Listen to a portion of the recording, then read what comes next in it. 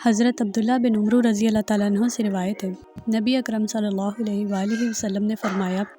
4 باتیں جس میں ہوں گی وہ تو خالص منافق ہوگا، اور جس میں ان میں سے کوئی ایک بھی ہوگی اس میں نفاق کی یہ خصلت ہوگی، یہاں تک کہ وہ اسے ترک کر دے۔ جب اس کے پاس امانت رکھی جائے تو وہ خیانت کرے، جب بات کرے تو جھوٹ بولے، جب عہد کرے تو دغا بازی کرے، اور جھگڑے تو بیہودہ بکواس کرے۔ حضرت ابو ہریرہ رضی اللہ تعالیٰ عنہ سے روایت ہے، نبی اکرم صلی اللہ علیہ وآلہ وسلم نے فرمایا،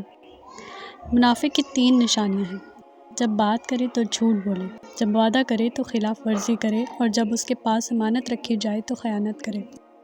حضرت عبداللہ بن مسعود رضی اللہ تعالیٰ عنہ نے کہا، ساتھیوں سمیت میں نے خود کو دیکھا کہ نماز سے کوئی پیچھے نہ رہتا سوائے منافق کے، جس کا نفاق معلوم ہوتا ہے، یا سوائے بیمار کے،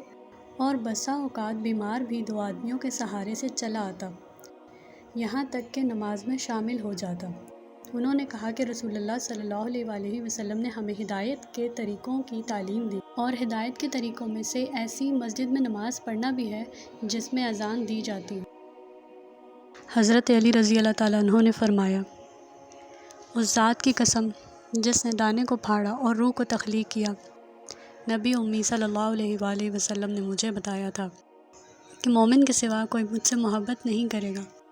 اور منافق کے سوا کوئی مجھ سے بغض نہیں رکھے گا۔